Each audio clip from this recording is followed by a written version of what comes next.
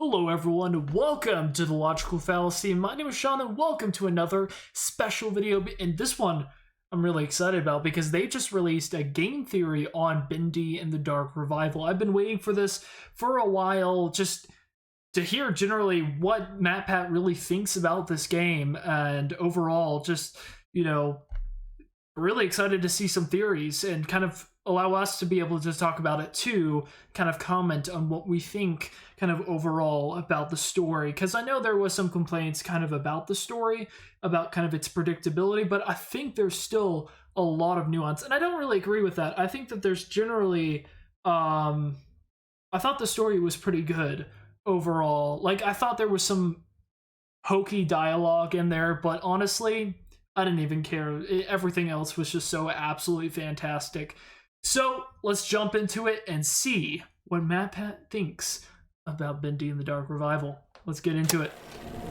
Joey, what is that face? What is this place? Oh, that's cool. Like a hand-drawn. The studio. These monsters. Oh, never mind all that. There's a little story you need to hear. yes. You ready? I like the animatic here. That's Hello, cool. Internet! Welcome to Game Theory! This studio is a monument to choosing the wrong road. Now, whether it was built for revenge or regret, I don't know. That's my riddle to solve. No, Joey, let's be honest, it's my riddle to solve. Yes. Always mine to solve. Today we're Don't put diving it back on into yourself, the inky depths with Joey Drew Studios and their newest don't have game, to do it, Bendy and the but then Dark everyone's Revival. gonna If ask you're you unfamiliar with the forever. franchise, honestly, I can't really blame you. It's been 5 long years since the world was last abuzz about Bendy. Oh sure, there was a mobile game, a short prequel title called Boris and the Dark Survival, and of course the requisite handful of spin-off books released in the intervening years, but nothing really captured everyone's attention. It looked like the franchise was drowning in its own inky grave, which is why the trailer drop for an official sequel releasing in just a few weeks caught everyone off guard. And that wasn't enough. They then decided to catch everyone off guard again by releasing a game that was really long, really solid, and most importantly of all, really Unless stable. it was me, which, let's be honest, then it took you 5 to 10 hours, and it took me about 10 hours to complete the entire game. Yeah, I take a long time with games. I'm sorry. I know I have a lot of parts, but please go watch them. It was a pretty fun playthrough. Anyways, considering the quality of game releases these days, Pokemon Violet is already putting it in contention for Game of the Year. It is a low bar. But of course, you know turn why off the I'm captions, a bit interested in this thing. distracting. The theories. Sure, I can go around all day inhaling full cans of bacon soup like an overzealous Kirby, but if there's no meat on the bone for us to chew on like a cartoonish wolf, well then this one's gonna get relegated to my ever-growing list of matpat personal time games. Lucky for us though, Bendy be bringing the lore. Oh yeah. They call it Cycle Breaker. Cycle Breaker. I knew how to start the cycle over, and when that happens, everything begins again. A lot of lore. Oh, there was a Yeah, lot of It war. exists in parallel with the outside world, but completely removed from the march of time. A lot.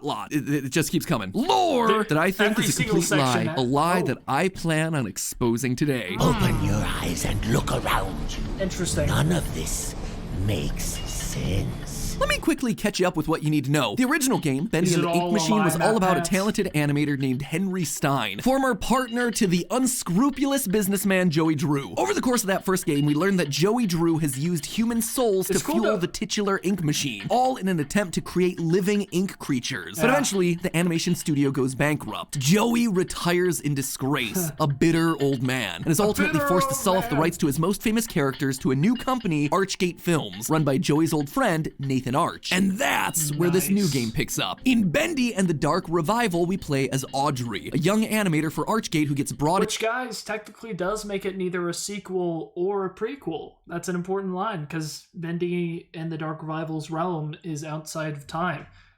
It's technically just another cycle. That was always something that kind of confused. It's clearly a sequel. It's technically objectively happening after, but logistics. Science! into the ink world by the clearly evil janitor Wilson. You're working late tonight. No. A pretty girl like you shouldn't be wandering around Wilson's all not evil. by yourself. He's the hero. Mind if I step in? Seriously, this man is a walking, talking HR violation. They couldn't have made him any more dastardly if they had given him a black cape and a curly mustache. Anyway, the rest of the game is then spent That with would've been Audrey too trying to find her far. way back home, all while avoiding both Wilson's army and the demonic ink demon himself, a monstrous Such a cool part. bloodthirsty form of Bendy that kills on contact. Or at least that would have been what the game was all about had it not been for the surprise cameo of a familiar face in Chapter 3. Oh yeah. Don't you know me? Take a good look. Aren't you? Joey Drew? Joey Drew. The flesh. At a couple of points throughout the game, we encounter an inky version of Joey Drew himself, or at least an embodiment of his memories, who sits us down to take us through a literal slideshow of the game's lore. Where are we? Very old place, full Yes. of memory. There's a little. It was cool to be able to go all the way back in that part, and if you haven't played it, please go play the game. It's absolutely fantastic. But it's cool because it literally is the location post when we already went through it, like all the gates are shut, like it's literally set exactly how it is at the end of Chapter 1. It's really, really cool, just the level of detail that they put in there for the scene. It's a cool callback. Like that whole kind of part was really really just like a compilation of Easter eggs from the past game. It was really, really cool. Little story you need to hear. Once upon a time, Audrey, there was a bitter old man. All right, well, it doesn't get much more straightforward than that. As part of the presentation, he tells us that the Henry we played as in the first game wasn't Henry at all, but rather an inky recreation that Joey made after the Parallel real Henry version. left the studio. Why would he do such a weird thing? Well, he wanted to torture Henry, get his stress out, kind of like a sepia-toned voodoo doll. In his anger, Joey used an evil machine to create another world. A world made of paper and ink, where he'd torment his own version of Henry forevermore. He felt betrayed by Henry, so as a totally healthy way of dealing with his anger and jealousy, he absolutely. created this inky Hashtag prison in order to punish anyone who ever perfectly crossed healthy. him. The world that we've been playing through in both of these games, simply known as the Cycle. Eventually, Allison Pendle, the second voice of Alice Angel from the first game, comes into Joey's life and makes him realize that he can be a good person. She didn't visit often, but when she did, she saw something good in Joey no one else could, including himself. Through their friendship, he began to see the world with better eyes. So, out of kindness, he creates a version of Alice Angel in the Cycle to help Henry survive. Meanwhile, in the real world, Joey is also busy creating Audrey out of the ink to become his perfect daughter. That's right, the character that we've been playing as for the entire game is none other. Also a great coping mechanism, if you just are feeling a little bit lonely, go ahead and just make yourself a little friend out of your possessed ink. Other than Audrey Drew, a human made out of living ink. Joey finally did what he set out to do, creating the perfect life from just a pencil and a dream. It's FNAF, guys. It's the goo. You have to have heart. It's a nice story, and certainly a wholesome character arc for our dear old Joey Drew, but call me suspicious whenever a game literally sits me down and spells out the lore for me. I mean, the original game was practically built around theories. What we have done is left it up to the community. So if you play the game and your name is matpat and you like to theorize, there's a chance you're going to figure things out and actually be able to understand what we were talking about. And also, let's just take a minute to look at who's info dumping this lore on us. The living embodiment of Joey Drew's Which, if you remember in the first game, Joey Drew wasn't exactly like a saint. It was very clear that he had this front, a persona, which was kind of this, kind of more, outgoing, more entrepreneur, but behind it all, he was tired of it.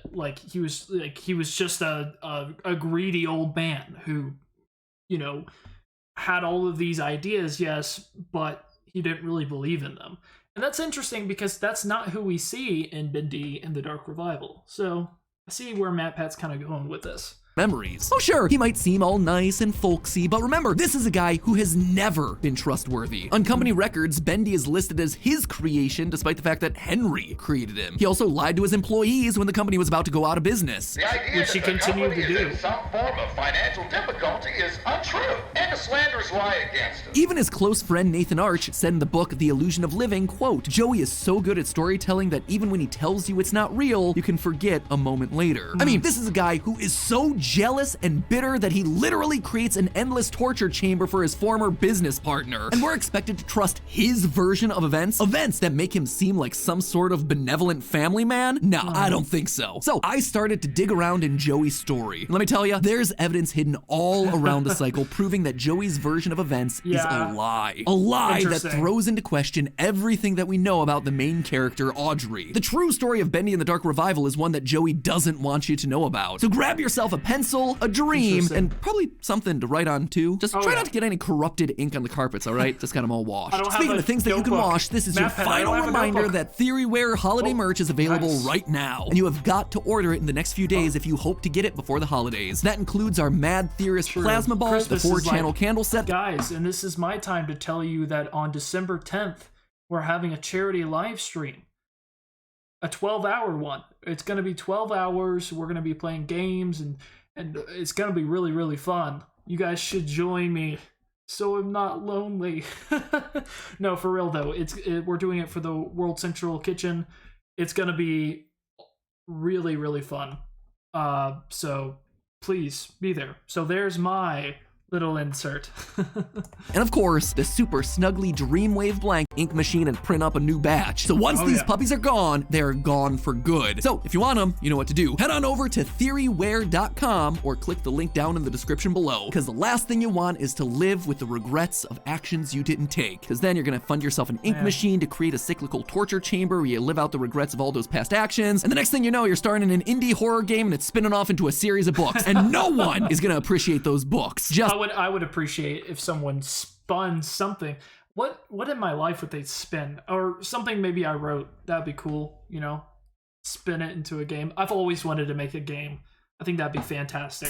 So save yourself the trouble, order if you're interested. All right, back to Bendy. Let's start by disproving what Joey Drew tells us, starting with the timeline of events. Joey claims that Allison Pendle walked into his life and changed everything, giving him a new lease on life and in turn prompting him to help Henry within the cycle. Except we know that can't be true. The dates don't line up. Allison joined Joey Drew Studios sometime in the 1930s. That means that the cycle would have been created prior to that date. Why is that a problem? Well, it's because we have evidence that shows Henry begins his cycle in 1963. This is thanks to a letter that we get right at the start of Bendy and the Ink Machine, inviting Henry back to the studio 30 years after he left the company, which thanks to the employee handbook we know was 1930. There's also a calendar in Joey's apartment at the end of chapter 5 in Bendy and the Ink Machine that shows the exact date to be August 31st, 1963. Now, there's speculation out there about whether Joey's apartment and old Joey here in the ending of that game are meant to be part of Henry's cycle, aka part of the fake world that was made by Joey, but even if it is fake, why would you include a calendar from some random date in the future? Just doesn't make a whole lot of sense. Speaking of things that don't add up, what about Allison Angel? Joey is pretty vague about her creation, but he leads us to believe that she was created purely from ink, inspired by Allison Pendle, but not made from Allison Pendle. Except here's the thing, Joey and Allison break off their relationship in 1946. He fires her after she sides with her future husband and gent engineer, Thomas. Joey does keep in touch with Allison, as we see from the letter in his apartment, but he burnt that bridge. She is no longer an angel to him, or even really a friend. So why would he then make an angel to help Henry in the 1960s that was just inspired by her? It doesn't make sense based on the timeline. I suspect that Allison Angel's creation was meant to punish her as well. That instead of her being just an ink creation, he took the original Allison Pendle and used her soul to create Allison Angel. Now he's able to torture her for all eternity, just like he did with Henry. Joey is no hero. He never was a hero. He didn't have a change of heart. It's all about public image, just like we saw in one of the tapes from the first game. I believe there's something special in all of us. With true inner strength,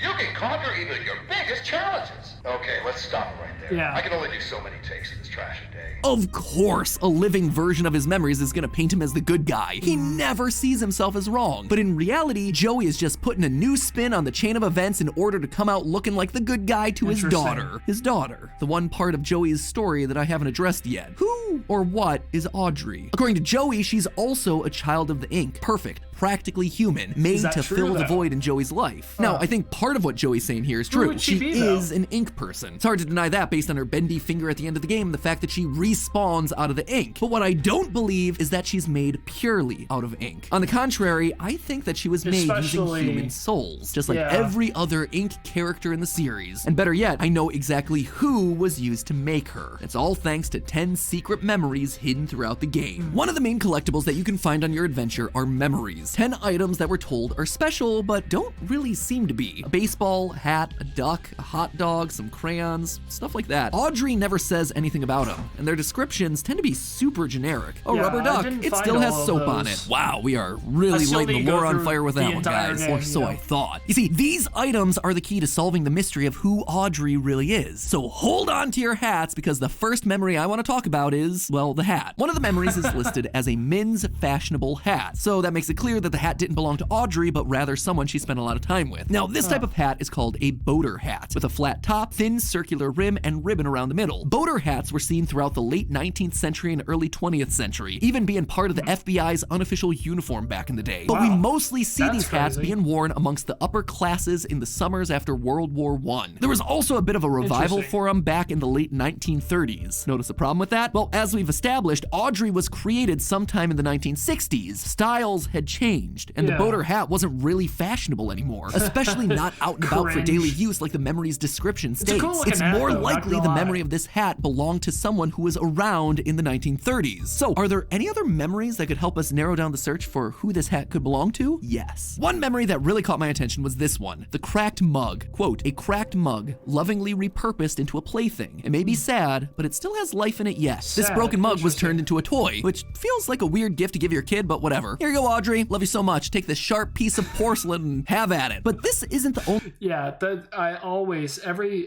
year I always ask just please give me a mug, okay? That is what I want. All I want is a mug, okay? A broken mug. It doesn't even have to be able to be filled with liquid. only time in the game that we see a cracked mug. When we're shown to our room in Chapter 5, creepy janitor Wilson has left a very specific book on our pillow. It's a story called The Mug and the Maiden, and it stands out because it is long. I mean, like, long. Some of the I lore only drops read a in this little game bit. are long, but here we're talking multi-page long. And if you manage to read the whole thing, do you want to guess who the hero of the story is? A cracked mug. This is a story not connected to us, but Wilson. This is his storybook. This is his childhood toy. And that's not the only connection to Wilson either. Another memory we get is a set of crayons, most notably colored crayons. Quote, arrays of colors can spark a world all your own. There are only a handful of times that we see color in this game, and all of them come from Wilson. Wilson is the one with a colored drawing of Ship Ahoy Dudley in a sepia world. During Wilson's boss fight, we see colored ink coming from him and the other enemies when we hit them. And finally, there's the tower. Is this trying to say that Wilson, how does that make sense though? How is Wilson connected to this?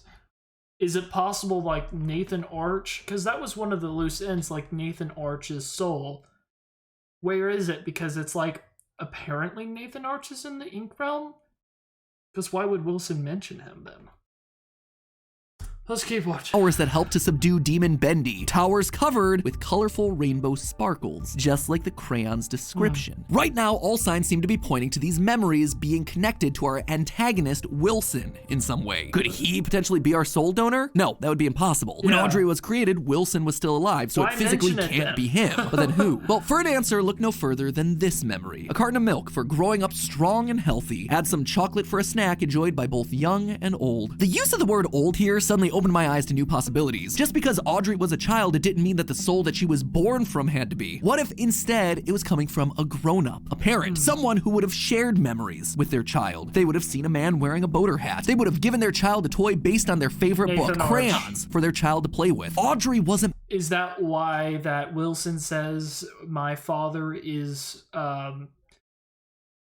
above saving, because he already knew where his soul went? But no, that wouldn't work either, because Nathan Arch bought Joey Drew studio after Joey Drew died. We learned that in the tapes.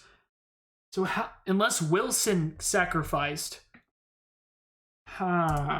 Made with Wilson's soul, but rather the soul of one of Wilson's parents. And when you look into it, it becomes very clear which one it is. It's revealed in the game's final minutes that Nathan Arch, owner of Archgate Pictures and the Bendy IP, is Wilson's father. As of 9 o'clock this morning, Bendy and all his little cartoon friends now belong to me. This acquisition, according to an article on the Joey Drew Studio Archives, took place in 1972, only a year before the events of the Dark Revival. Because so the Joey timeline for Drew Nathan being the died soul in donor doesn't add up. 1971. He was still alive at the time. But you know who wasn't? Wilson's mother. In the spin-off title Boris and the Dark Survival, we get this clip from Joey Drew to Nathan Arch. Hope this reaches you in South America.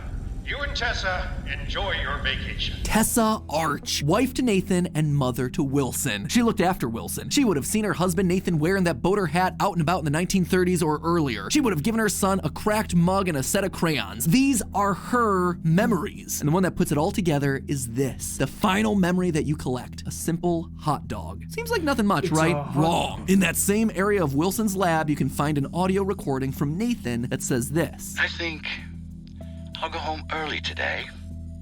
Maybe I'll even pick up a hot dog for Tessa. He brought a hot dog home for Tessa. That was a memory that they shared. A memory that Audrey now shares. In short, when Wilson's trying to kill you at the end of the game, what he's really doing, unintentionally, is trying to kill his own mother. Talk about your awkward Oedipus complex, right? In the end, Joey Drew turned to Nathan, his close friend during the financial collapse of his company. It's been quite a struggle to put this into words, Nathan. Truth is, well, the studio is coming up a little short. If you could lend us the amount I mentioned in my last letter, it would be a big help to me. But inevitably, this never came to pass. Nathan didn't help. Joey Drew Studios fell into bankruptcy, and Nathan picked the company's bones dry. Betrayed once again by someone that he thought was his friend, Joey, in true Joey fashion, did like he did with Henry and Allison before. He threw Tessa Arch into the machine. He turned her into ink. He would tear the Arch family apart in order to create a family of his own. He used Tessa's soul to create Audrey, and then he created a cover story to hide all of his misdeeds. A story that framed him as the good guy. Except now, we know the truth. Once a shyster, always a shyster. Whether you're made of ink or flesh. And see guys, this is why you can't have friends in the entertainment business. But hey, that's just a theory. A game theory. Thanks for watching. And once again, this is your last reminder to order.